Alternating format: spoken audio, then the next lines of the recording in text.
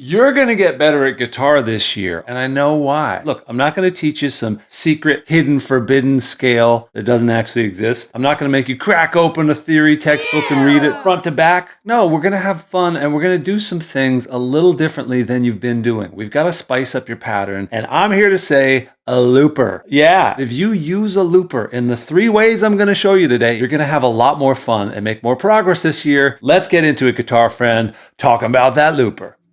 Oh yeah, that's a good sounding track. I'll tell you what I'm gonna do. I'm gonna play some tasty licks on that. I'm gonna solo all over this baby. D minor, yeah, yes please. Oh no, I hit the stop button. What happened? Where's all the vibe? You know why? It's because that track was doing all the work. You were just suffering from a very common thing called jam trackitis. I just made it up, but you know the feeling, right? It's when the track sounds so good, just about anything you could put on top sounds pretty good too. But if you were to actually kind of face the truth of turning your guitar on, you might find that it's a little bit less glamorous. Maybe we could be the rhythm section. Yeah, maybe we could work on our chords and our triads and put them into a rhythm part and then play some lead. You know how sometimes it tastes better to make a sandwich yourself? Let's use some home-cooked ingredients. Check it out. Imagine, if you will, I'm just sort of getting going with my guitar practice for the day. I'm playing a G chord. I'm just kind of vibing it out, just kind of vamping on a G chord. Maybe I'm practicing my triads a bit, like working through these shapes. But I got sort of a groove going. Now I think I can maybe hear some soloing ideas on top of it, but I gotta lay down this groove. Check it out. So I'm like,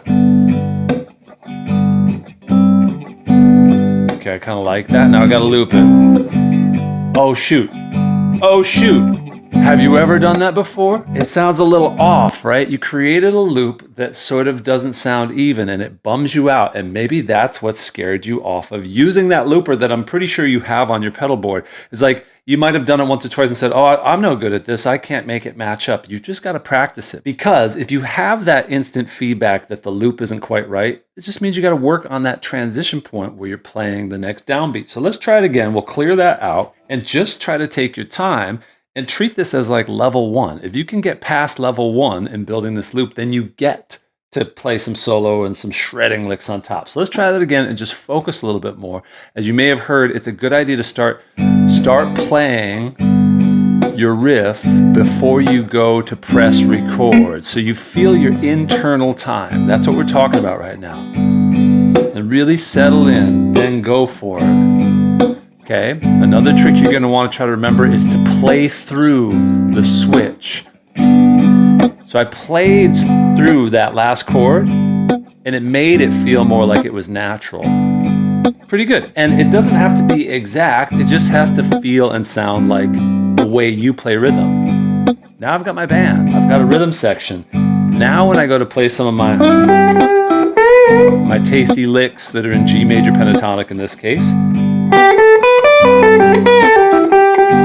not only does it sound a little more natural, a little more human, it sounds like something I made up. You're going to feel more of a burst of real dopamine, not the scrollosis kind, because you made up a thing.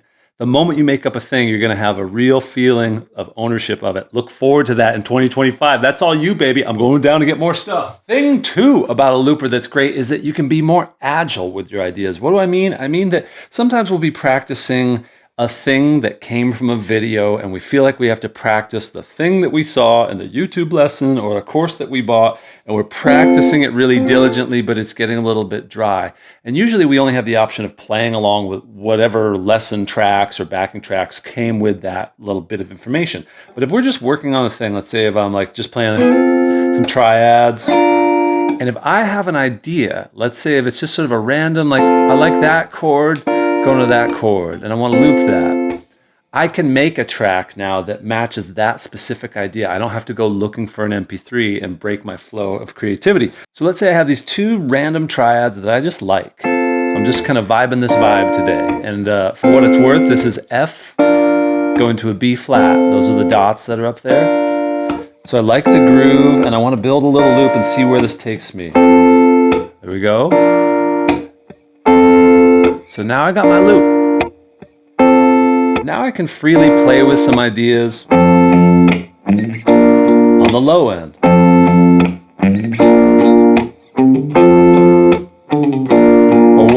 else.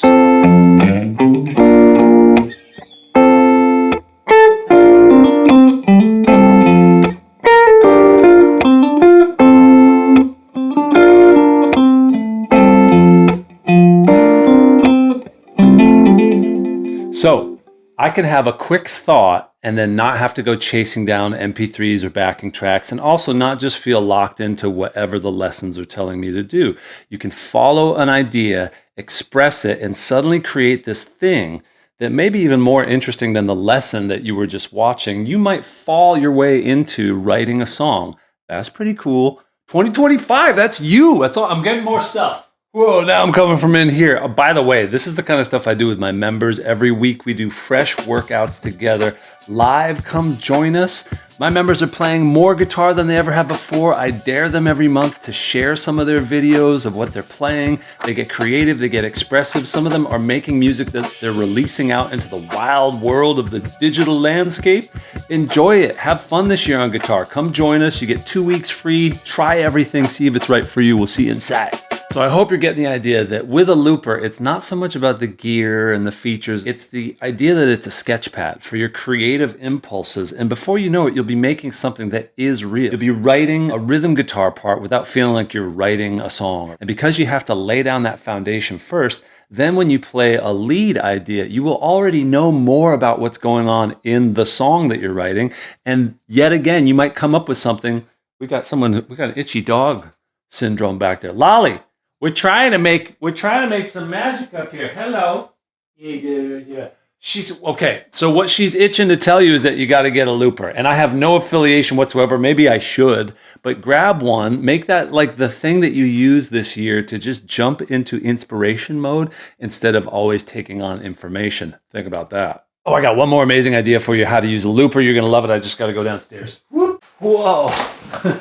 So as I was saying, so you see, kids, another awesome way loopers can help you get better without you realizing it is that they become a sketch pad and a journal for your riffs and ideas. So let's say there's one wistful morning I'm playing a little A major vamp, like, and I like it,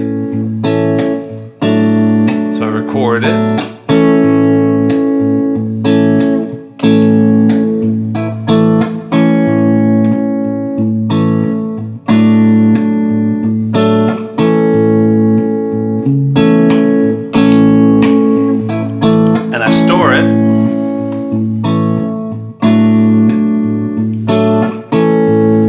Great. And then some time passes, and on some other wistful morning, I'm working on a different idea, totally unrelated, or so I think at first, and I'm just capturing ideas as they come up. I'm not waiting for a better time to record it. I just jump in. So let's say I'm doing an exercise here with like a bass line I like.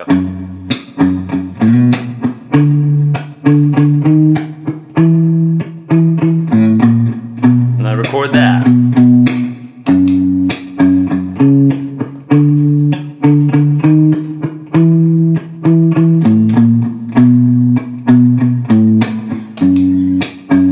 Store that. And then somewhere in the back of my mind, I think of that other riff from that other day, and I wonder, could I put them together? Well, now I have them stored, captured, like a voice memo I can step on and suddenly give it a shot. Let's try. Starting with the A.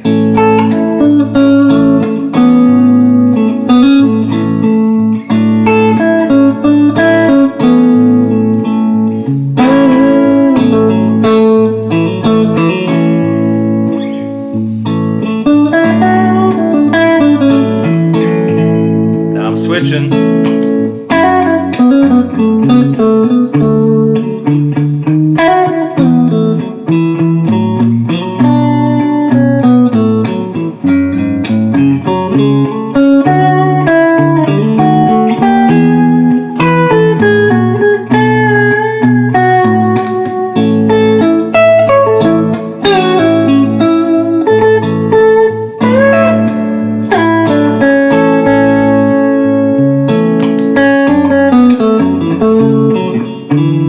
Get the idea, right? I mean, it's your idea. We just put them together.